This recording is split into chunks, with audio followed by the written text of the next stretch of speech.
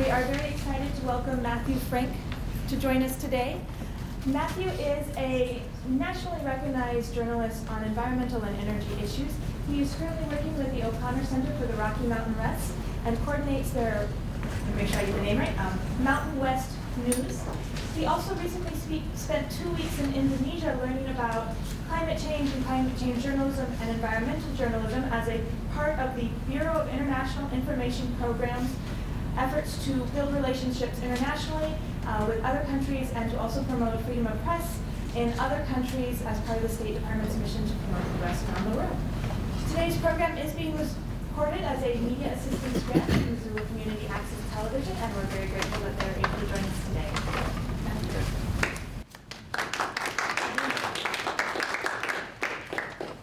Thank you all very much for coming. My name is Matthew Frank. Thanks to the Mansfield Center for putting on this brown bag lunch series. Really honored to be here and to talk about my experience in Indonesia. I was there for the second half of August, and it was just an incredible, rewarding experience. So I'm going to sort of talk about issues in Indonesia that have to do with journalism and climate change and how we can create a freer press in Indonesia like we have here in the US. To begin with, I want you to take a look at this picture. This is a lake called Lake Limboto in the province of Gorontalo, Indonesia. It's in northern Indonesia. It's a picture that I took when I was there in August, and it's very idyllic. It looks really nice. And no reason to think otherwise. But actually, this lake and 14 other lakes are 15 critical lakes in Indonesia suffering from several environmental problems, from sedimentation to drought. And as an example, this is that very same lake in 2015 when a horrific drought struck Indonesia and dried up the lake entirely. And as somebody who went to Indonesia to talk to journalists and talk to students about how to report on very important environmental issues, this became a really good example of how we can think about environmental issues not as being in a vacuum, but being about economics and communities and public health. Because clearly, when this happened to Lake Limboto, fishermen who relied on the lake, they lost their livelihoods. And there were other community and economic impacts. One of the biggest environmental issues in Indonesia has to do with palm oil plantations. Indonesia is the top consumer and producer of palm oil in the world, and there's a very big problem with rainforests being burned down to make space for palm oil plantations. This is a generic image that I got off the web, but I want to just tell you a quick anecdote. So I was in 4 cities in Indonesia. I was in Gorontalo, Jakarta, which is the capital, Bandung, and Medan, which is in western Indonesia. And I was talking with journalists. It was a roundtable discussion in Medan. And this journalist told me a story about how he wanted to cover this problem with palm oil plantations and forests being burned down. And he said that he tried to get near a place like this, where you could actually see the environmental devastation happening due to the need for palm oil production. And when he got there, there was a military person from Indonesia who was being paid by a company, a palm oil company, and he put a gun to this journalist's head so he wouldn't report on what was happening. And he was trying to report on national preserved forest land being burned for private profit. and he had a gun held to his head. And it just illustrates the, the challenges that journalists face in Indonesia. And I was thinking about it, and I was thinking, so how, he was blocked from covering this issue, but how could he sort of get it out there still? And I thought, well, isn't it a story that you had a gun held to your head? Like, isn't that a story in itself? And he said, no, this is typical. This happens all the time. It wouldn't, pass muster with the editor because it's a common thing. So it was a pretty shocking thing to hear for me, because I think we often in the US, although we have certainly some problems with journalism right now in this country, shocking to see the obstacles they face. And as my experience in Indonesia carried on, I thought more and more about these obstacles and how there might be solutions to create a more independent and freer press. So this is, PowerPoint no. Sorry for the bullet points, but I think these are all really interesting facts about Indonesia that most of you probably don't know. So take a look at them. Going into this program, I didn't know that Indonesia was the 4th most populous country in the world. I didn't know it was had the largest Muslim population in the world. There were a lot of things that I learned in preparing for this trip. One of the amazing things about this country is that it's considered the social media capital of the world. There are 65 million people plus, this is from a few years ago, who are on Facebook. 80 million people in Indonesia don't have electricity in their homes. So, we see in Missoula people driving around with their cell phones, and it drives us crazy. Well, I saw in Indonesia, in Jakarta, somebody on a motor scooter with somebody behind them, both on their cell phones as they were driving the scooter, in crazy traffic. So really fascinating way of communication, fascinating in how we think about distributing good journalism, environmental journalism, but also scary in terms of this problem with fake news and how that's disseminated. Other, I think, big things in terms of climate change, as you can see, fossil fuels account for 95% of Indonesia's energy consumption, which to me is shocking. Part of that is because of palm oil. As you can see, almost half of the energy comes from oil from palm oil for the most part. They have a plan to reduce emissions by about 30%. They're nowhere near being on track. I'll talk more about that later. They're the world's #2 coal exporter behind Australia. And they have enormous geothermal energy potential, which has only been tapped to a very limited degree, unfortunately.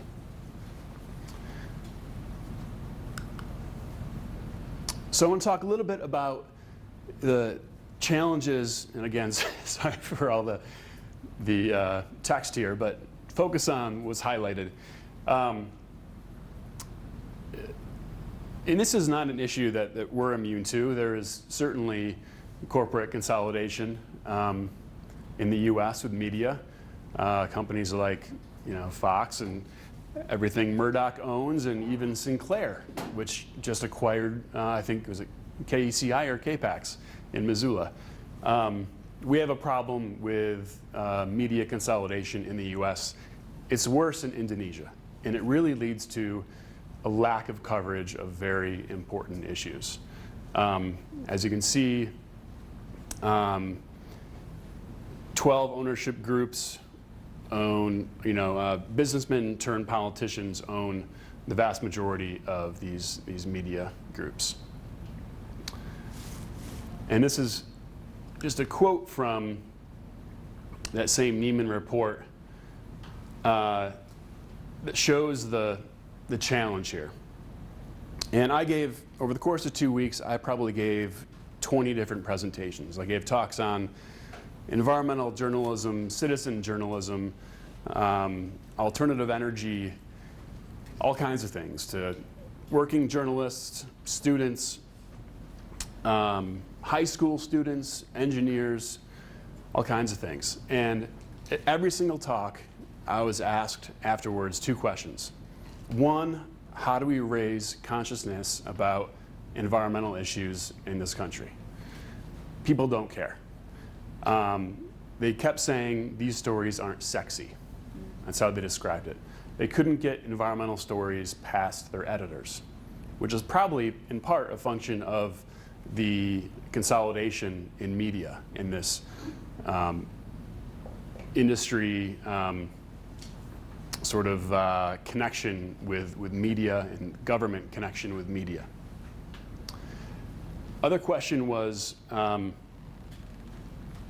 you know, how do we confront this problem of consolidation? And I was talking about models here. We have things like ProPublica, you know, nonprofit news outlets that are making a big difference in deep dive investigative reporting. We can see it locally with the Missoula Current emerging. In Billings, we have Last Best News. I run a website called Mountain West News, which is sort of a startup, you know, one of the different kinds of models that are emerging in the region. But in Indonesia, they don't have that momentum yet to create these independent, perhaps nonprofit outlets that can cover controversial environmental issues without threats. You know, as demonstrated by the reporter who had a gun held to his head, there are risks in covering these issues. You have the risk of getting fired. And so a lot of people that I talked to kept asking, so, you know, how do we start our own thing? It's a $1 million question right now in Indonesia, in the media world. On the one hand, it's never been easier to do this. There are sites like Medium that are free, or WordPress, and you can basically make a website for free. So things have really evolved in a fascinating way in terms of how we can create new journalism tools. But it's not happening yet in Indonesia. And we need to find a way to create that, to foster that momentum for more independent journalism. But I was left sort of shrugging, saying, it's happening in the US, but I don't know how to kickstart it in Indonesia. So it's an important question that I keep thinking about, and I hope that I was able to help more folks there think about ways to cover environmental issues and give journalists more freedom. One site that is really making an impact is called Mongabe, and in fact, the journalist who had the gun held to his head was writing for Mongabe. Mongabe.com is a great site that covers a lot of issues in Southeast Asia and beyond. So, as I was saying, I gave a lot of talks, and I don't want to really, well, this is a video of me that, it was funny, the last day of my trip, you know, I didn't see anything in Indonesia other than cities and airports and hotel rooms and conference centers and universities. I didn't see any of the amazing islands. I didn't go snorkeling. It was an absolute whirlwind tour. It was incredible. I loved every moment. This was my last day there, and they got me out on a boat to see this mangrove area and a bird conservation area. And I was asked to create a video sort of giving my message to journalists in the country. So instead of me telling you again, I'll just play the video to get a sense of my overall message while I was in the country. My name is Matthew Frank, and I'm a journalist from Montana, and I've been in Indonesia for 2 weeks talking to environmental journalists.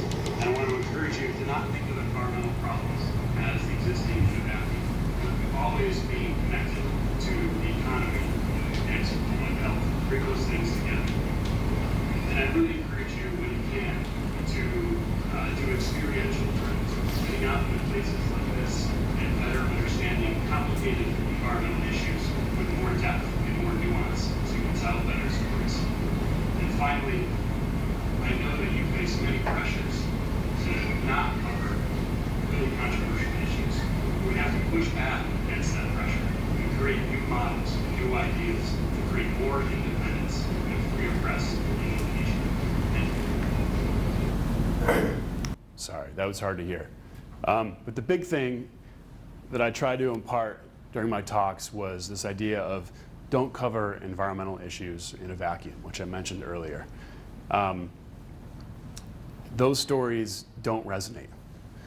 I kept emphasizing using scenes, going to that lake that had the drought and talking to a fisherman and telling the story through the eyes of the fisherman who, for that particular year, maybe couldn't support his family. And not writing a story just about Lake Limbodo, but writing about all the 15 critical lakes in Indonesia that are really struggling with various issues, including sedimentation and drought. And so I kept emphasizing, focusing on scenes and characters and context in the country and beyond, and good data. Because if these stories are going to be sexy, we need to write them in really compelling ways. And so I was trying to impart that idea. And one way to write compelling stories is to get outside, right? To go see people, experience places, be able to write an opening lead to a story that describes a place in peril. And so that was one of the things I really emphasized. And lastly, a lot of people said, you know, I'm facing the possibility of being fired for wanting to cover this issue. What do I do about that? Well, you know, what can I say? I don't know. I would just begin every presentation by acknowledging the challenges that Indonesian journalists face and just thanking them for keeping it up and to encourage others to become journalists. I was, you know, speaking to high schoolers and saying, it's funny, I heard about a survey where among high schoolers, the most popular job they aspire to have is YouTube creator. Again, social media capital of the world, Indonesia. And so, but that's really powerful because citizen journalism is powerful. If we can tell stories about our local places, about polluted rivers, those are really, really powerful things. And they can help professional journalists tell stories too. Every day when I work on Mountain West News, I'm plucking content from various places to help create stories with context, and citizen journalism can really help with that.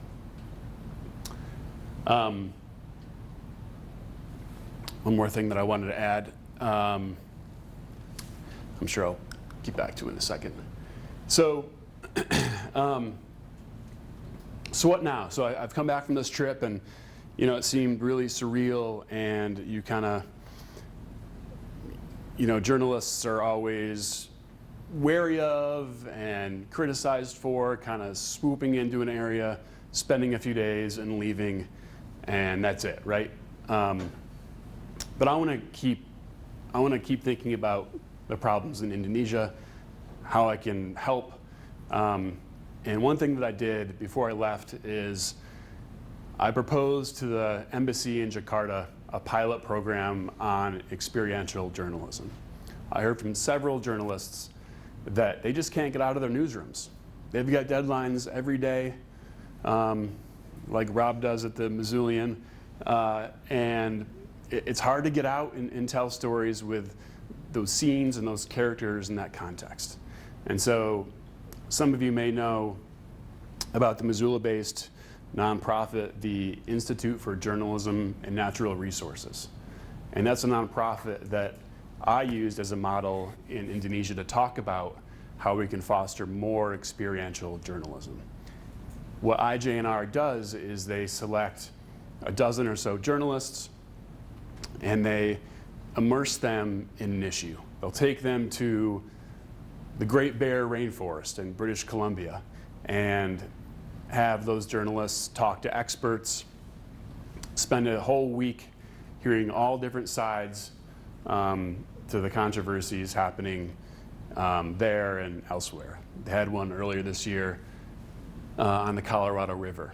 And so my proposal was to identify an issue, find local journalists who can convince their editors to let them leave for a week, and take them to a place, whether it's a burning forest or an island where you can see sea level rise happening, or somewhere where journalists can engage and become real authorities on these issues, go back to the newsrooms, write in-depth features that can change people's perspectives on environmental issues.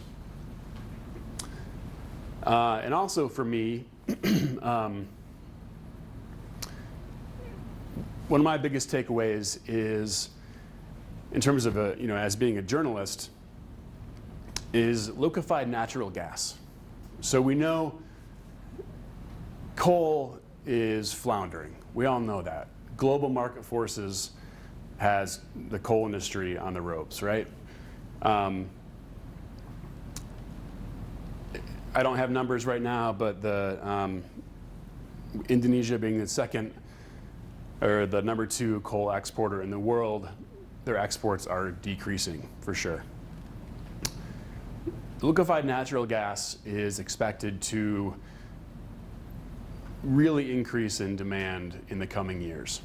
And the question for me is where is that going to come from? But it's bigger than that. As I mentioned, Indonesia is nowhere near meeting its climate targets. Actually, very few countries are close to meeting their climate targets under the Paris Accord or other agreements. If Indonesia, which is 95% reliant on fossil fuels, can, let's say, use less oil and less coal and use more natural gas, still a fossil fuel, that will decrease their emissions. It's a net positive in terms of global emissions.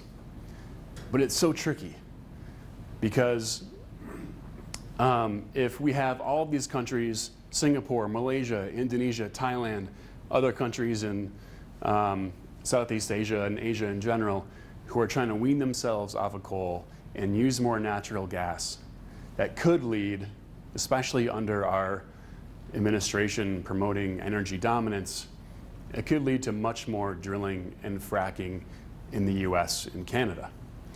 There are proposals to build a LNG export terminal in Oregon. There are several in the Southeast. There are several in Canada. This is really ramping up. We're at the beginning of this shift from, there was this push to export coal. Now it's a push to export natural gas. And 2/3 of all natural gas in the US is fracked, according to federal data. So we're talking about exporting mostly, from the US at least, mostly fracked natural gas to these growing nations who are desperate to meet their climate goals and to reduce the reliance on coal. It's a real conundrum.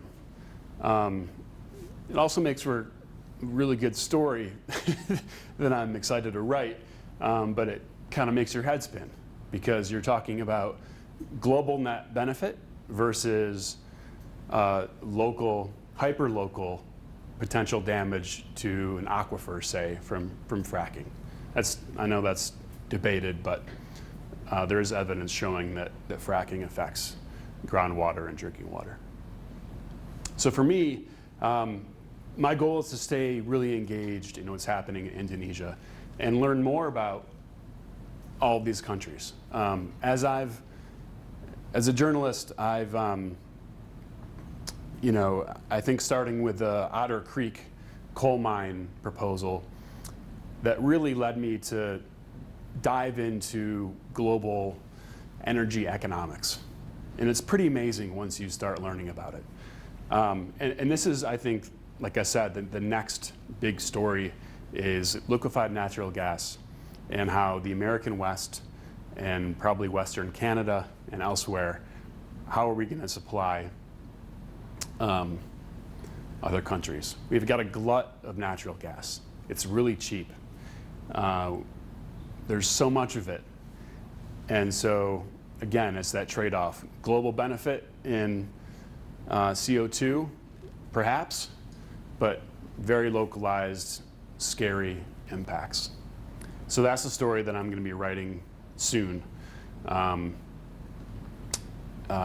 which is definitely inspired by my trip to Indonesia. So I put this here just because I have to emphasize just how surreal it was to be in Indonesia. So it was a State Department program, again, the US Speakers Program. And, at a certain point, I had to just stop being surprised by the things I was exposed to, the food I was eating, the fact that there was a billboard of me at a university. After seeing this billboard and being like, what is going on? And what is urban disaster, for example. It actually, as an aside, urban disaster, it sort of says something about how Indonesians view the environment. Because they think of volcanoes as being a big environmental problem, right? How to respond to volcanoes. Whereas all the pollution in their rivers is sort of not quite top of mind. So it's interesting. But so this talk I gave at this university, I went inside and they put a robe over me and there was this big elaborate introduction, like 3 speakers talked before I talked, and it was just like, where am I? It was like a different planet, but it was so amazing. But one of the great things from that presentation was that there was somebody, an Indonesian student, who had just done a YSILI program. YSILI stands for? Young Southeast Asian Leaders Initiative. Young Southeast Asian Leaders Initiative. He was in the U.S. and he could not believe how clean the rivers were. He is from Medan in North Sumatra, and you drive by a river and it's just full of garbage. And he gave a long spiel about just how, how could this be that we have these very visible environmental problems, but in the U.S., they don't. And I had to respond, and I took the mic back and I said, it wasn't very long ago that in Missoula, Montana, we had our rivers treated like garbage cans. The mills just emptying their pollution into the water. From Butte and Smurfit Stone, other lumber mills, and something changed. And it's hard to articulate what exactly changed, but now the case is that all of the development is happening along the river. The river is an asset. We've got a surf wave, for crying out loud, on the Clark Fork River. So things do change. And so I really try to impart this message that yes, things are bad, in part because of poverty. It's hard to prioritize environmental cleanup and this ethic when you're struggling to get by from day to day. And the last thing I'll say, again, this is just coming from me trying to get my head around the problems in Indonesia. Indonesia declared independence from the Dutch in 1945. And Indonesians have this incredible national pride. And I had a lot of talks with folks, like roundtable discussions, and there were environmental journalists and environmental advocates, which is interesting, but I'll skip that. But what occurred to me was that, there's such great national pride, and this country has such amazing ecological assets. I mean, 15,000 some islands, orangutans, it's gorgeous. And how can we make that part of the national pride, And it's an interesting thing thinking about as a journalist because, I'm not an advocate. I think that journalists can't really be objective. We shouldn't try to be objective. We should try to be honest. That should be our top priority. We should try to be objective, but beyond that, most importantly, be honest. And so how do we instill this idea of environmental integrity into this national identity that they hold so dear? And I don't have an answer for that, but it's something that nonprofits, their advocates, are really thinking about. So that was one of my big takeaways. I don't think it's a journalist's job to be the messenger there, but good storytelling about how unique this country is and how important these special places are to the economy and again to public health can help foster that way of thinking. So that's it. Thank you very much for coming. I really appreciate it. Again, I just can't emphasize enough how rewarding it was to go to Indonesia, and just thank the State Department, and I thank the Mansfield Center for having me, and happy to take any questions you might have.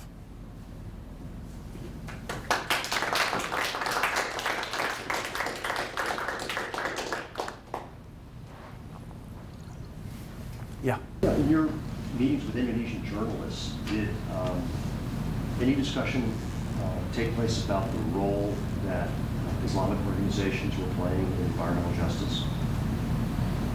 No. Good question, though. Didn't come up at all. I mean, no. Maybe as a follow-up, did any of the recent political changes in terms of the increasing role of Islamic fundamentalists in politics come up? No, it's interesting. I'm surprised it did not come up, because there are parts, or I should say, there's definitely one part of Indonesia, Banda Aceh, the farthest western part of the country, which is under Sharia law. And they recently they've caned people for being homosexual. So some scary stuff. But by and large, there's very little extremism in the country. And that question didn't really come up. Religion never came up at all in any of our talks at all. So, Dan?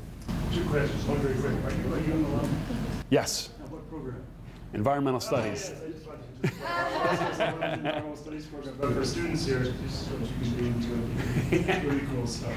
More importantly, when I had a chance to sail by Indonesia and stop in Malaysia and look at all the plantations, and it's such a huge issue there, both in terms of economic development and environmental degradation. But did you say that they're using palm oil to meet energy needs there? Mm-hmm. As opposed to using it primarily as food, export for food kind of stuff? It's a mix. I mean, they use it as like a biomass oil. It's also used, as you know, in lipstick and other. Just almost any food Yeah, it's everywhere. So it's a mix. I'm not sure how the mix breaks down, but some is used for energy. Yeah. Yeah. Is there any potential for renewable energy development in Indonesia? Yeah, geothermal. It has the top geothermal potential in the world. I couldn't really dig down. I gave a presentation with engineers about alternative energy, and I kept asking them, like, why why isn't this really developing? And they didn't have good answers yet. I know that there are some areas that are tapping into it, but it has not become widespread. Solar is also huge. I mean, Indonesia is an archipelago on the equator, huge potential. And there are some areas, some small islands using solar. But by and large, I mean, Jakarta is a huge city of 10, 12 million people. It's not making an impact in cities like that. So there is the potential. And we'll see how much progress they can make, especially on geothermal. So, yeah. I'm curious, before you went, did you read any of the reporting by the local newspapers in the towns where you were going so that you could get a sense of like, these are the ways in which I can maybe help them delve into investigative journalism in a different way than which they are? Yeah, a little bit. I mean, the problem is that only a few papers are in English. Oh, yeah. So like, well, no, but the Jakarta Post is in English and they cover a lot of issues. Monga Bay, which I mentioned, but that's less local, it's more regional. Mostly I was able to learn just by having my talks, and then really the Q&A after is when I learned. So I found myself every night redoing my PowerPoint presentation based on new things that I learned, so I could kind of connect issues in Indonesia, with issues in the US and how they're similar or different. And so from my perspective, my talks got better and better as I learned more. But it was more talking to journalists and others than it was reading in the papers. And I was actually, I was covered, it was weird. My talks, a journalist being covered by a journalist talking about journalism, very weird. But yeah, so. Yeah, Rob. How did you get to characterize or see how Indonesian media was covering its own landscape? In the sense of, do they have, is it an outdoors page, outdoor magazine, outside? Is there much of a audience for stuff outside the city? And in any case, how did it materialize? No, there's not. I mean, it's a lot of TV news and papers that, again, are not very inclined to cover environmental issues. There aren't alt weeklies. There are some magazines. Blogs are developing, but there really isn't sort of an alternative outlets like we have. I mean, just as an Indonesian media consumer, what do you see them interested in their landscape as a recreation, as an environmental, as a part of my country? No, and that was one of the things I heard loud and clear, was that by and large, people don't care. Like journalists would say, I want to cover this issue, but no one cares. And so that was the million-dollar question: how do you make people care? And so, there's a lot of aspects to it. As a journalist, I see it as write really compelling stories, and try to get them out there and try to promote more independent journalism. We are not feeling pressure to not cover those controversial stories. But then there's also the poverty aspect and so many aspects that work against really impactful journalism. But do they have much of an internal tourism market? Yeah, tourism's, it's big, like Bali, people don't even know that Bali's in Indonesia. It's like this separate little country where people go and leave, and they don't really experience the real Indonesia. But are Indonesians going to these places, or are they yeah. focused on their cities? Yeah, I think I don't have any statistics. I think yes, but not to the point where there's sort of this collective, consciousness to really improve the state of affairs. So, yeah. To add to that, I was fortunate enough to spend about a month and a half in Indonesia myself. Oh, great. Went to Jakarta, went to Bali, Lombok. It was a good time. I had a lot of great conversations with a lot of people, and I gotta say, right on face of what you're talking about, environmentalism is not their top concern. Poverty is huge. Just for example, you go to the temples in Bali and you'll see trash. It's not, to them, it seems like it's more of like a backburner. So it's not something that, and it's pleasing to hear that the journalists are concerned. They are interested in making changes because it's a problem. I mean, you go up in Ubud, North Bali, where, I mean, you get out of Seminyak, all that, where it's relatively untouched, and you'll see trash floating in the rivers. I mean, it's you don't see the population, but you still see the effects. Yeah, it's bad. It is. It really is. Maybe in light of that, just to put it in a historical framework, I lived and worked in Indonesia quite a bit for many years. And one of the things that's really interesting is that prior to the development of petrochemical plastics, the garbage in Indonesia was biodegradable. And so it didn't persist in the landscape. And so when you bought something like a nasi bogus at lunch, it was wrapped in a banana leaf. Well, now it's a plastic bag. And so that culture of just being able to dispose of it and have it taken care of naturally, it hasn't made the connection with, like you say, there's trash everywhere. And so that happens so rapidly that it hasn't caught up yet, maybe in the same way that when I first moved to Missoula, Right, yeah. Clarkport was the dump. Right. You know, and that's what it was. But I appreciate your point about how rapid change can occur, given the impetus. Yeah. You mentioned a little bit about environmental advocates. Were most of those folks local folks, or was there an international component to that? Mostly local. And they're very active, and it's interesting that, you know, I had meetings with environmental journalists, and as an aside, I don't like the term environmental journalist, but I'll use it.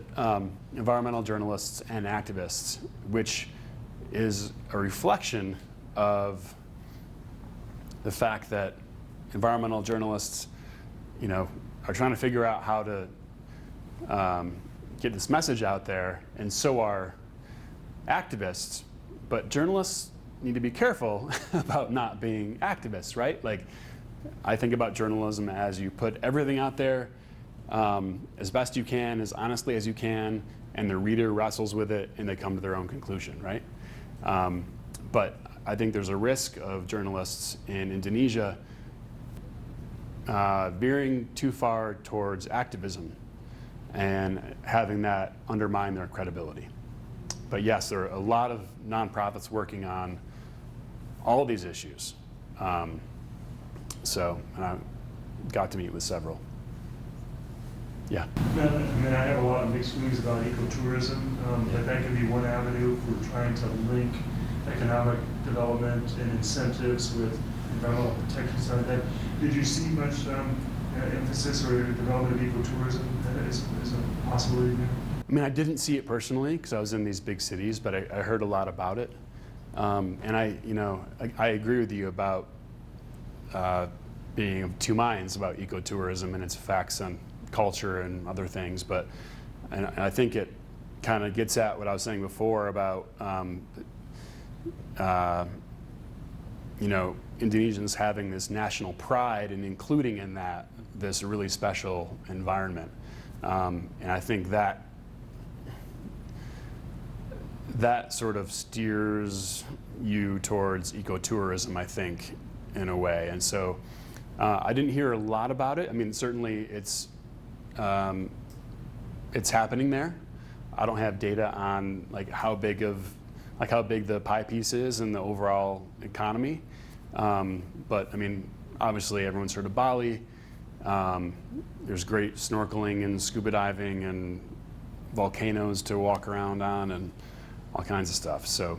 Well, I know some really interesting grassroots ecotourism models, and I was taking students to Central America, and I go, we look at entire villages that were doing grassroots ecotourism that involved homestays that was all locally controlled, so that they had their own cloud forest reserve protection that was integrated kind of into their daily lives. We tried to do a little bit of that in Vietnam as well, but I mean, so much of the problem with ecotourism, oftentimes rapid is controlled by outside folks. You have a big impact, footprint of trying to develop the infrastructure so that first world people didn't want to do that. But I think it can be done. It's really interesting.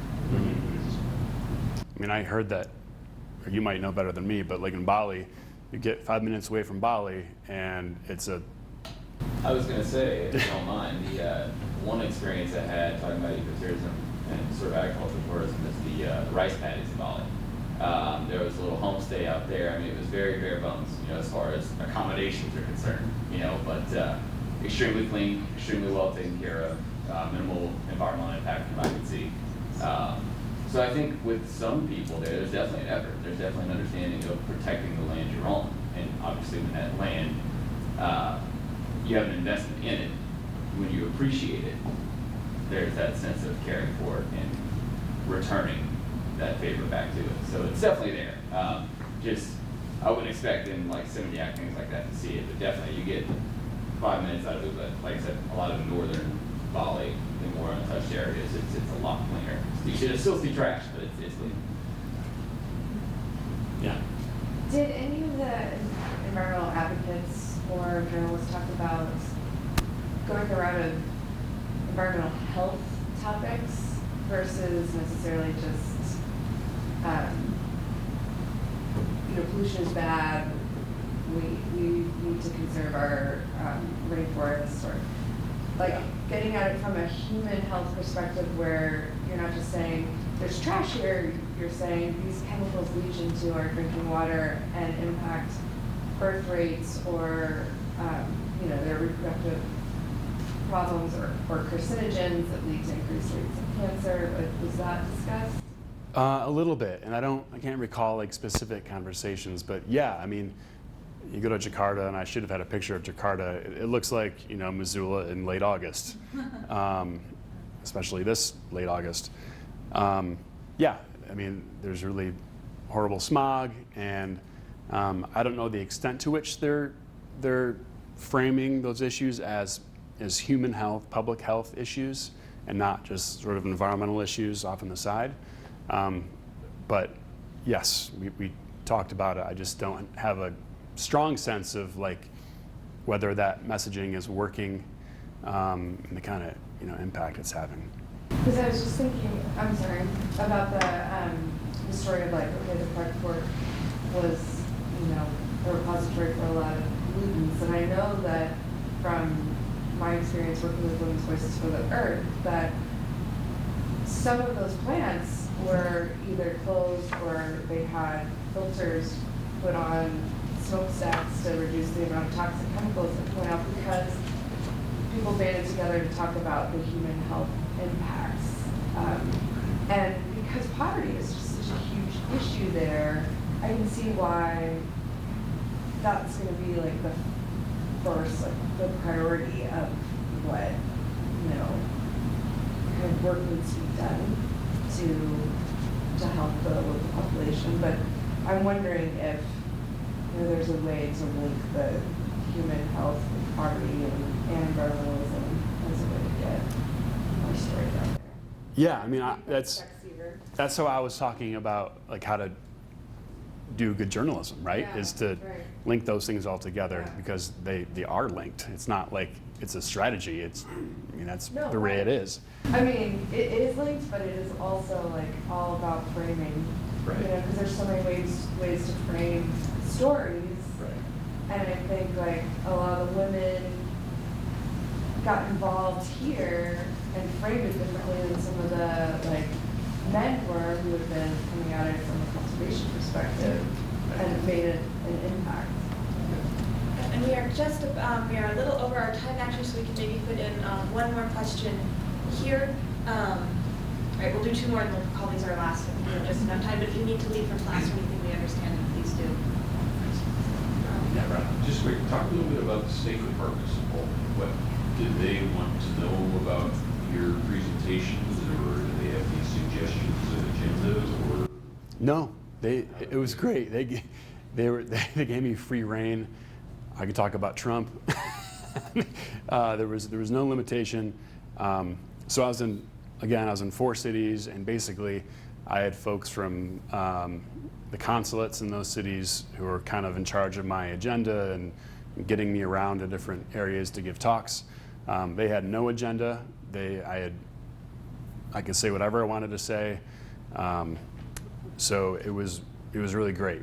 How were you seen by the Indonesians, as an American journalist or as a State Department?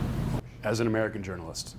Every introduction, they made it very clear that I was not an employee of the government and that I was an independent journalist and could say whatever I wanted to say, which I obviously really appreciated as a journalist. Yeah, it was cool. So, yeah. What about that point as well as the issue of environmental issues don't exist in the vacuum? I was wondering, just like with your time in Indonesia, if you had any perception as to like what issues journalists could potentially attach environmental issues to without being explicit in environmental activism. So like if they were economic issues or health-related issues or political issues, urban issues, if you had some perception. Yeah, I mean, I think there's a lot of them. I think a lot about water. You know, we talked about the rivers, the lakes. You know, I always talk about that one lake, Lake Limbodo, that went entirely dry in 2015. You know, I think a dozen rivers feed that lake, and there's crazy sedimentation going on because of what's happening in the forests above the lake and industrial activity and the burning of rainforest. And so again, I see it as using, thinking about the value of those areas to the community, because yes, people are making money off of palm oil plantations, but focusing more on the community effects of clean water. Again, as Ali was saying, the public health issues associated with that. Trying to tell stories in a way that can bring that all together. I know I'm being redundant, but there are a lot of examples. I mean, sea level rise is huge. The smoke from the burning of the forests and the effect on, like in Missoula, the effect on public health from the forest fires is a big deal.